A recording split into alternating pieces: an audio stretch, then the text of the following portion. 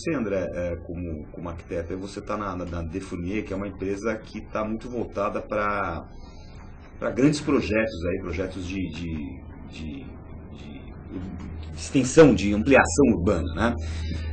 Como é que é projetar? Quer dizer, eu imagino, né, um leigo aqui no assunto, que é muito diferente você projetar uma casa, um prédio, do que você projetar ter um projeto de expansão urbana, né?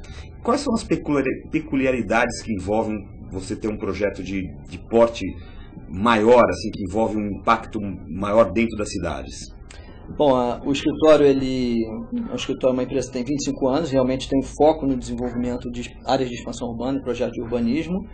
E quando você pensa uma expansão urbana, assim, a gente pensa muito no modelo contemporâneo que se defende muito nesse assunto, que é o modelo das cidades compactas.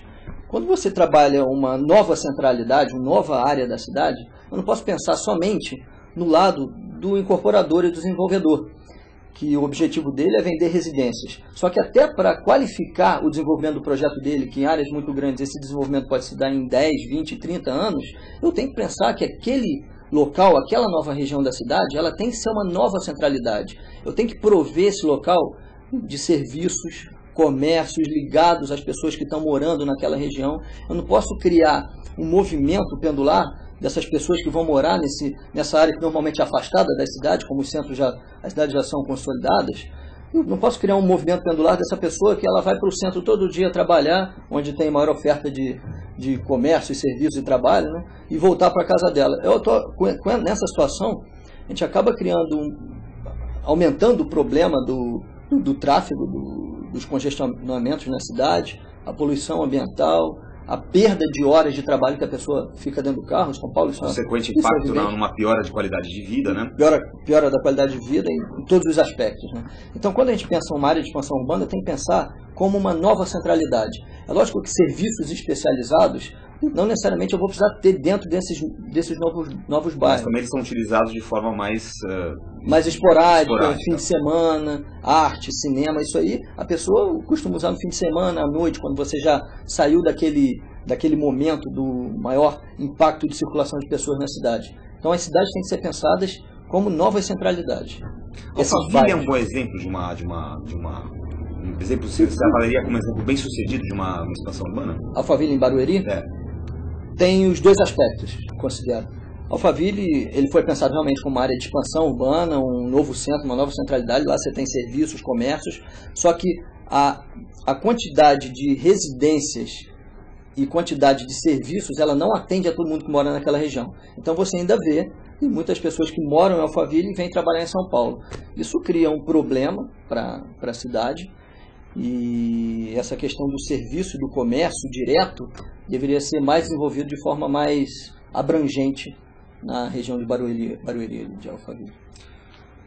Vamos ver aqui com o Caetano. Caetano, como é que estão as perguntas dos nossos internautas? Tem participação, Gilberto. O Alexandre, por exemplo, mandou a seguinte pergunta para o André. O termo arquitetura sustentável sempre esteve e parece que continua tomado por uma certa ausência de significados claros. Ele não deveria estar implícito no conceito de uma boa arquitetura? Bom, esse conceito de sustentabilidade é um termo novo que a gente também não gosta muito de usar. Assim. Os arquitetos hoje eles já estão saindo um pouco desse termo. A gente tem diversos exemplos de arquitetura de 50, 60 anos atrás que eram arquiteturas sustentáveis, só que esse termo ainda não existia. Você pega a arquitetura dos irmãos Roberto, que atuaram muito forte no Rio de Janeiro, todos os edifícios deles eram pensados com sistemas de ventilações cruzadas, proteção das orientações com maior incidência solar. Os projetos deles eram sustentáveis, muito mais que edifícios construídos hoje, que eventualmente têm até selos sustentáveis. Porque esses selos não necessariamente eles abrangem todas as áreas de um edifício mais confortável ambientalmente. O termo sustentabilidade está inserido dentro de um conjunto de informações que seria a análise da performance dos edifícios. A gente tem que pensar na performance, não só no aspecto de sustentabilidade. Sustentabilidade é um dos aspectos da performance desse edifício, de como ele se comporta no meio urbano, se comporta na cidade, como as pessoas usam esse edifício, como ele reage a situações de clima, de temperatura, de ventilação.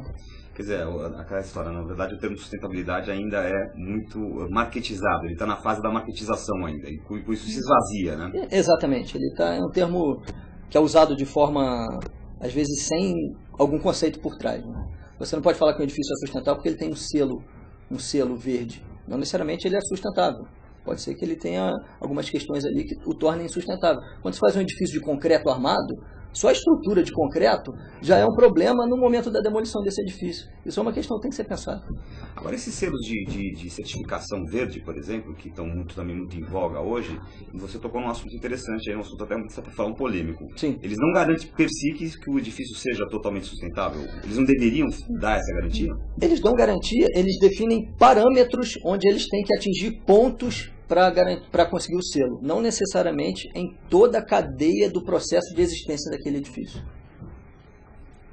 Até por isso que eles têm tem gold, silver, sim, isso você está falando algumas graduações. Exatamente, você está falando do LEED, que é um selo americano, que é muito usado no Brasil, foi muito desenvolvido aqui. Tem alguns outros hoje entrando, o Aqua, que é um selo francês, que ele considera alguns outros aspectos de forma diferente, e o Aqua ele é do HQE, né, que é um selo francês, e tem algumas pontuações. Por exemplo, o LEED ele tem o Gold, tem o Platino, você vai pontuando o seu edifício e tem alguns elementos, você vai ter que conseguir pontuações em função da sua pontuação, você vai se enquadrar em algum nível desse selo, e você recebe isso aí já é muito mais do que não fazer nada, com certeza. Mas isso normalmente tem se viabilizado em São Paulo, você pode até ver. Os edifícios corporativos, que normalmente são geridos e administrados pelos próprios construtores e incorporadores, que têm um interesse no futuro do edifício. Essa certificação, com certeza, ela vem a longo prazo gerar redução no consumo de energia, de carbono desse edifício. Então isso a longo prazo, para o dono do edifício, ele é interessante. Quer dizer, tem uma questão econômica aí também. Também. Presente, você né? Começa a entrar na economia, misturar isso com o processo de projeto e de construção. Agora vamos falar um pouquinho de cidades, né? Especificamente vamos falar de São Paulo, que é a cidade onde a gente vive. Eu estava aqui num outro programa outro dia aqui falando, dei o exemplo da Vila Olímpia, por exemplo, né? Um bairro que eu costumo transitar. Sim. A Vila Olímpia sofreu uma transformação radical nos últimos anos e o número de prédios que foi, tanto residencial como corporativos que foi lançado ali, é um número enorme. A Vila Olímpia sofreu uma transformação viária para tentar acomodar esse grande número de prédios. Mas é um exemplo do que acontece com São Paulo, né? É uma espécie de uma ocupação desordenada, porque a Vila Olímpia hoje está apinhada de prédios, os poucos terrenos que ainda existem ali as casas estão sendo demolidas e novos prédios estão sendo lançados, shopping que é construído, e a Vila Olímpia ela literalmente está parando, né? Ela está travando, né? Já tem vários dias que você está ali, dependendo do horário, é melhor você não sair, ficar no escritório. O que está acontecendo com São Paulo? Nós vamos parar? Bom, essa questão de São Paulo, ela não interfere somente nas condições urbanas, mas ela interfere também em questões sociais, econômicas, políticas. A gente tem diversos setores e áreas que atuam sobre esses problemas em São Paulo. São Paulo realmente é uma cidade inchada, onde foi pensada no modelo do automóvel, uma cidade impermeabilizada, talvez a cidade mais impermeabilizadas do mundo. Você tem problema com enchentes no verão, tem diversos problemas, a poluição, o tráfego intenso. Entram mais de 1.000 veículos por dia em São Paulo, na cidade. As ruas elas não acomodam todos esses veículos, existe o espaço rodoviário, ele é mínimo, tem uma disputa selvagem pelas pessoas para conseguir transitar nessas ruas. E tem muitas questões para serem resolvidas nesse aspecto. A questão de transporte público de massa, melhorar isso é um dos pontos muito importantes. Assim.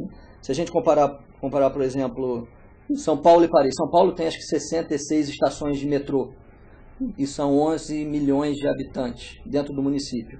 Paris é uma cidade que tem 2 milhões e 200 mil habitantes e são 330 estações de metrô. Se você comparar dessa forma, não adianta a gente comparar a cidade de São Paulo com cidades desenvolvidas, capitais mundiais, porque não é uma realidade. A gente tem uma questão aqui de ordenação do espaço urbano muito diferente, um modelo do automóvel pensado de forma prioritária, o transporte público de massa pensado de forma muito simples, muito fragmentada. Você não cria realmente conexões importantes com com os metrôs e mais estações que atenderiam mais pessoas. Eu trabalho na região da Berrini, não tem um metrô na Berrini. A Berrini e a Vila Olímpia é um vetor de crescimento da cidade, empresarial super importante, e você não chega com o metrô lá. Como pode funcionar isso? Como as pessoas vão chegar para trabalhar de locais mais distantes da cidade? Outra característica, outra condição importante que deveria ser pensada nas cidades, é a questão do esvaziamento dos centros urbanos. Hoje a gente tem um esvaziamento, as empresas estão saindo de edifícios obsoletos, procurando edifícios mais tecnológicos na Vila Olímpia, na região da Faria Lima, da Berrini, e esse centro está esvaziando.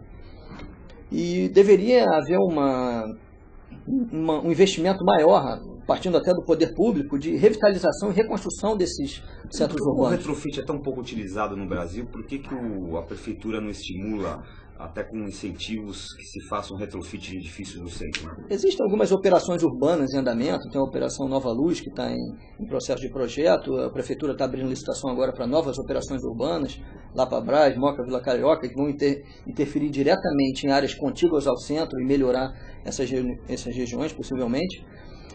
Mas, assim, o pensamento do centro, existe uma demanda latente por moradia de média e baixa renda no centro das cidades. Só que existe...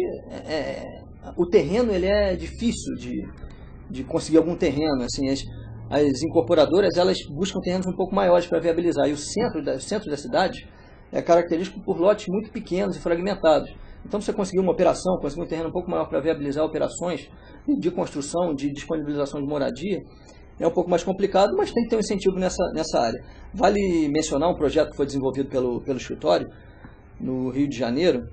O centro do Rio de Janeiro ele não tinha lançamento residencial há mais de 30 anos.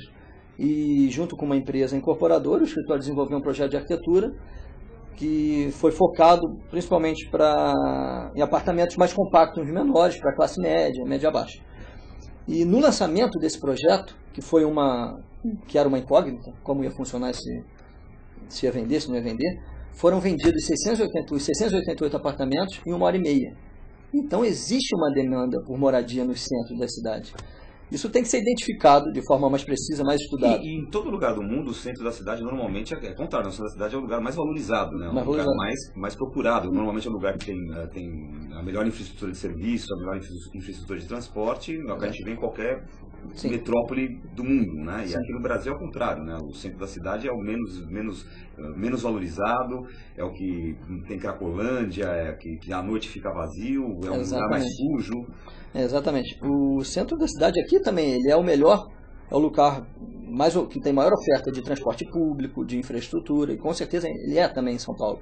Só que tem uma degradação do centro, o poder público ele não está cuidando do centro da forma que deveria, assim, talvez. É importante ter uma revitalização do centro, pensar melhor como pode ser mais valorizado a questão dos espaços públicos, dos sistemas de lazer nos centros da cidade, como eu posso trazer o morador para trazer vida para esse centro, não só trabalhar com escritórios que nos finais de semana isso fica abandonado e você entra com